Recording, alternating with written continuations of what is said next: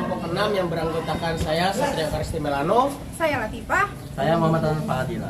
Dan saya Mahendra Edia Pramana Putra ingin membacakan hasil diskusi kami.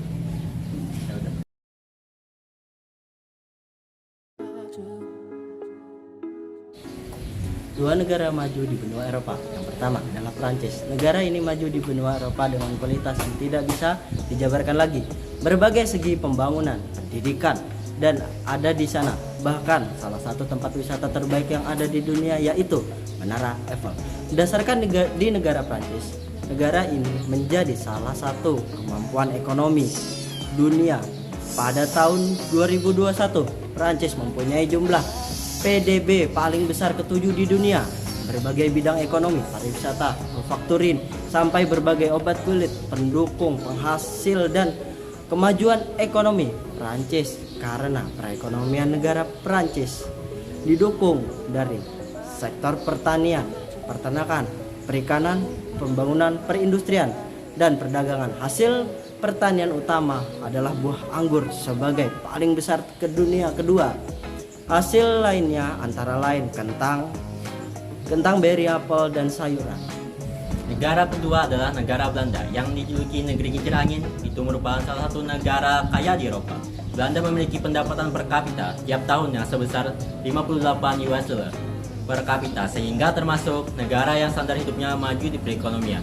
Belanda ditopang sebagian besar dari industri manufaktur.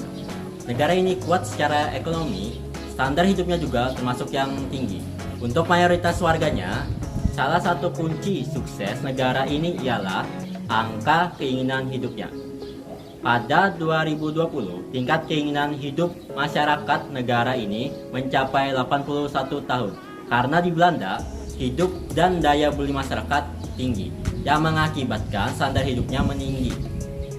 Persamaan dari kedua negara ini. Negara ini sama-sama kuat dalam bidang ekonomi yang memiliki standar hidup yang sama-sama tinggi. Sedangkan perbandingan dari kedua negara ini terlihat pada bidang pariwisata. Prancis lebih maju dibandingkan Belanda secara pendapatan. Belanda lebih kecil dibandingkan dengan Prancis dengan hanya mendapatkan rata-rata 12 US dollar. Sedangkan Prancis mendapatkan rata-rata 61 US dollar. Nah, sekarang kita akan pergi ke dua negara berkembang di ASEAN. Yang pertama adalah Kamboja. Kamboja masih dikategorikan sebagai negara berkembang karena negara ini memiliki pendapatan yang rendah. PDB per kapita negara ini adalah 1.643 Amerika Serikat atau sekitar 23,55 juta rupiah saja. Selain pendapatannya yang rendah, tingkat inflasi di negara ini juga sangat tinggi. Masih masalah lain yang dihadapi negara Kamboja sebagai negara berkembang adalah masih tingginya angka kematian bayi di negara tersebut.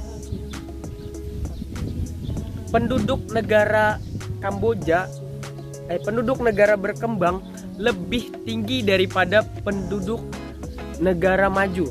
Kondisi tersebut dapat terjadi karena di negara maju memiliki kesadaran tingkat mengenai kesehatan dan sarana prasarana kesehatan yang memadai. Sedangkan di negara berkembang memiliki kesadaran rendah mengenai kesehatan dan sarana prasarana kesehatan. Baiklah, yang kedua ada negara Vietnam. Vietnam merupakan salah satu negara di kawasan Asia Tenggara yang perekonomiannya berkembang pesat. Pertumbuhan produksi industri di negara ini juga sangat memuaskan, yakni telah melebihi 10% sejak tahun 1991. Hal ini menunjukkan bahwa struktur ekonomi Vietnam bergeser dari pertanian menuju industri dan jasa. Meski begitu, PDB di negara ini masih tergolong sangat rendah, yakni sebesar 2.715 dolar Amerika Serikat atau setara dengan 39,93 juta rupiah. Ekonomi Vietnam telah berkembang pesat karena standar upah tenaga kerjanya tetap rendah. Vietnam telah menjadi tempat yang lebih menarik untuk investasi. Jadi, persamaan dari kedua negara ini adalah sama-sama memiliki pendapatan yang rendah. Oke, memiliki pendapatan yang rendah. Sedangkan perbandingan dari kedua negara ini yaitu Kamboja memiliki GDP per kapita yang rendah, yaitu sebesar 1.625 US dollar, sedangkan Vietnam memiliki GDP sebesar 3.756 US dollar. Kamboja memiliki potensi di kawasan pertanian. Vietnam juga memiliki potensi di pertanian, tapi Vietnamlah yang lebih maju. Sekian penjelasan dari kami. Terima kasih telah menonton. Wassalamualaikum warahmatullahi wabarakatuh. Selamat sore.